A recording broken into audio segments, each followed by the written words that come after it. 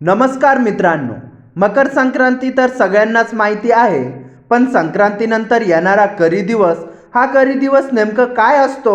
या दिवशी काही घरात स्वयंपाक का करत नाहीत, काही ठिकाणी बाहेर जाणं का टाळतात आणि सर्वात महत्त्वाचं, करी दिवशी चुकून हे काम केल्यास दोष लागतात का? आजच्या या व्हिडिओमध्ये मी तुम्हाला करी दिवसाबद्दल शास्त्र, परंपरा, संकेत आणि खरे खोटं काय आहे हे सगळं स्पष्टपणे सांगणार आहे. व्हिडिओ शेवटपर्यंत नक्की पहा, कारण शेवटी मी सांगणार आहे करी दिवशी जोडलेला एक दुर्लक्षित पण शक्तिशाली संकेत. मकर संक्रांतीनंतर काय बदल होतो? मित्रांनो, मकर संक्रांती म्हणजे सूर्यदेवाचा मकर राशीत प्रवेश, उत्तरायणाची सुरुवात.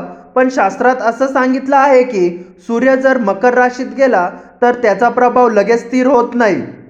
याच संक्रमण काळाचा आपल्या महाराष्ट्रात ग्रामीण भागात करी असं म्हणतात.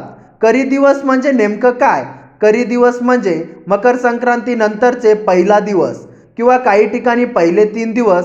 हा काळ असतो संक्रमणाचा, बदलाचा, स्थिरता येण्याआधीचा. म्हणजेच देवांचं कार्य सुरू होतं पण ऊर्जा अजून सेटल होत नसते. म्हणूनच या दिवसाला सामान्य दिवस मानला जात नाही. करी दिवस का पाळला जातो?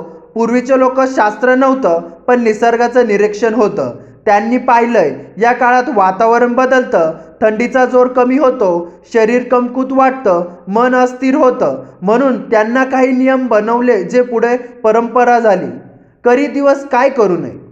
नवीन काम सुरू करू नये, दुकान उद्घाटन, घर प्रवेश, नवीन व्यवसाय टाळलेलेच बरे. शुभ कार्य टाळावेत, लग्न ठरवणं, साखरपुडा, नामकरण. काही घरात स्वयंपाक का करत नाही? करी दिवसाला रिकामा दिवस मानतात, उरलेलं अन्न, साधं अन्न खातात. यामागे कारण शरीराला विश्रांती, अग्नितत्व स्थिर होण्यासाठी वेळ. भांडण, राग टाळा. करी दिवशी राग, वाद, वाईट शब्द याचा परिणाम लवकर होतो असं मानतात. करी दिवशी काय करावे? साधेपण पाळावे, शांतता ठेवावी, देवाचं स्मरण, शुभ गोष्टी, सूर्याला अर्धांगिनी, तिळगुळ वाटप, घरात दिवा लावणे, गरिबाला अन्न, तीळ दान. करी दिवशी जोडलेले संकेत. संकेत पहिला, करी दिवशी जर घरात अचानक भांडं तुटलं, घरात अस्थिरता येण्याचे संकेत. संकेत दुसरा, करी दिवशी वारंवार आळस, मन बेचैन, शरीर बदल स्वीकारत आहे. संकेत तिसरा, करी दिवशी एखादी जुनी आठवण सतत येणे, कर्मफळाचे संकेत मानतात. करी दिवस आणि शास्त्र. शास्त्र सांगतं संक्रमण काळात मोठा निर्णय टाळावेत. म्हणूनच करी दिवशी रिकाम्या दिवसासारखा पण अपवित्र नाही, तो तयारीचा दिवस आहे. करी दिवस खरंच दोष देतो का?